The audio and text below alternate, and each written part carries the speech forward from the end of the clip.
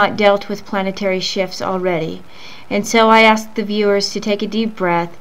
Do not give your energy to worrying about what could happen.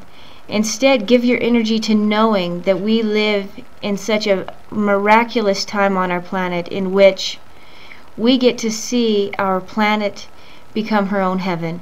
And we get to see all of us unify in a heart consciousness, raise our awareness, and use our minds and our hearts and our consciousness to create a better world.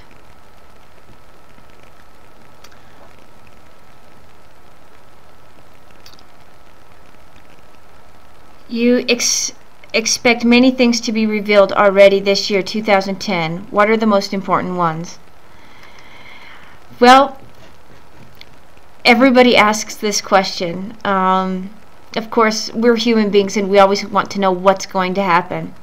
First and foremost, what I would like to say is we, the human beings, every single one of us have free will and choice. And because we have free will and choice, the outcome of tomorrow can always change. But as a collective whole, we, the wisdom keepers, the grandfathers, the elders, we see many great possibilities for 2010. We see things happening in discoveries, medical discoveries, in which we can help heal the masses. We can extend and prolong life without suffering. The elderly, their bones getting stronger. New technologies will come forth in which we can remain healthier and stronger and happier people. That being said, I also know for a fact, because I can see these things, new energies are coming to our planet. New, beautiful, miraculous energies coming from the great everything down to our planet. The trees vibrate more. The earth herself vibrates more. There are new energies coming. They are pouring down upon us. And they started, I noticed them starting right around last year with the return of the Ancestors Gathering. We are also placing new, very powerful, very sacred crystals into the ground to rebuild and strengthen the ley lines that already exist in Mother Earth, but to also give her new, powerful ley lines as she shifts to be strong and healthy. And of course, when our mother is strong and healthy, we are strong and healthy. There's a lot going to happen this year. Truths are going to come out, ancient truths that have been hidden from us, the common people, are going to start coming out, because as consciousness rises, lies and ugliness cannot stay. They will have to break apart, and these truths will come out and be known to the public.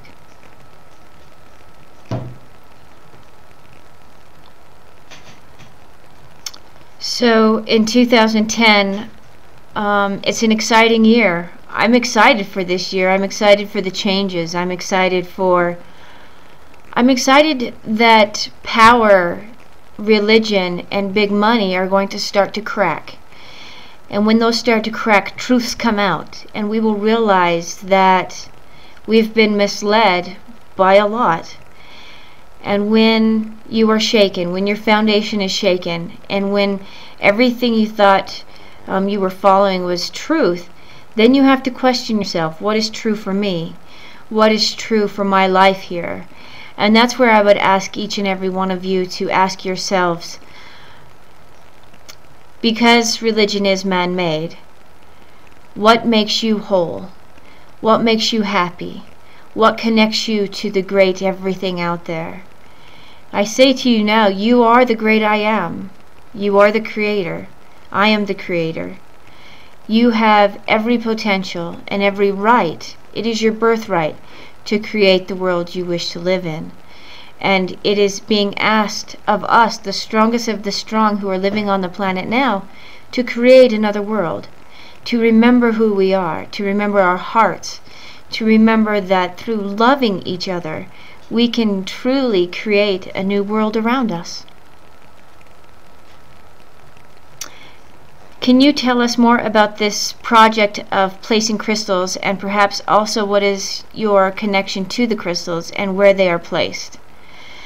That's a good question. Well, these crystals are very old and have been kept very safe by different indigenous tribes, knowing that there would become a time on our planet when these crystals would be put to work, knowing that these powerful crystals who have been prayed over and kept sacred for hundreds of years would then be called upon to go inside the earth before her great change. And these crystals have been gifted to me as a wisdom keeper to begin being placed into their sacred homes. Each one of these crystals have a very, very specific place to go, and are very specifically blessed, prayed over, and watched over carefully by many. They are not placed in the earth haphazardly. Not at all. I get specific direction in where they should go, not just in which continent, but exactly where to go, where these specific ley lines will need to connect into one another. And so these crystals are not just taken outside and put in the earth, but there is sacred ceremony around it. There are many prayers, many honoring Mother Earth and thanking her for her life and the life that she gives us. These crystals are sacred, and they are sacred to me, and I can feel the energy and the power within them.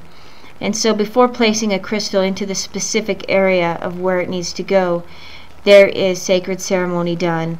We honor Mother Gechimundo and Tokoshila, Great Spirit, Great Father, and we honor the ancestors who have came before us, the wisdom keepers who have came before those of us who are on the planet now, who taught about this day that was going to come when everything would change and the people of this planet would remember who they were and start living from the heart again.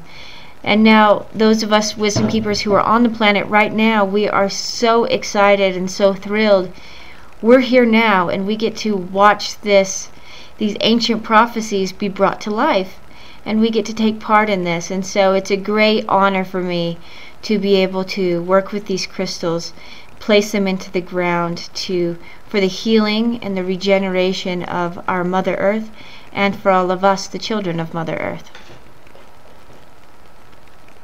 Where they are placed. Well, I can tell you where I've placed them before, but I cannot tell you where they're going to be until it is time. There's been one placed here in Santa Fe, New Mexico. Santa Fe, New Mexico is a desert, but it's told to us that it is a place that will grow green again. And Santa Fe truly is a very special place. The energy in the ground here even vibrates differently from other places that I've been. It was told to me by my elders, by my guides, by the other side, exactly where to place this crystal. And the first crystal was placed during the Return of the Ancestors gathering of last year about this time. And so through great ceremony, 3 days of very, very intense ceremony, and giving a lot of thanks to our Mother, at the end of that ceremony, that crystal was placed within the earth. There has also been placed a crystal in a place that is very, very special to me. It's the place that I used to run to. It's the place that I grew up alone in the wilderness. It's the place where I grew and developed a very, very deep and enriching relationship with my Mother Earth. It's where my gifts were given to me, in Colorado, in a very, very beautiful sacred place where 7 different Native American tribes used to gather inside this beautiful valley. They used to gather there in the summer to give thanks to Mother Earth and do sacred ceremony. And I was asked to bring that sacredness back to the land, and so we opened it with a beautiful ceremony and also placed a crystal there deep within the earth. Just a few weeks ago, I've just arrived home from California, where we went to some of the oldest, most beautiful redwood trees that are there, and these redwood trees are called our sacred grand elders. These trees really do have a spirit. They are ancient wisdom there, and I was instructed to go to the redwoods and there with a dear friend who is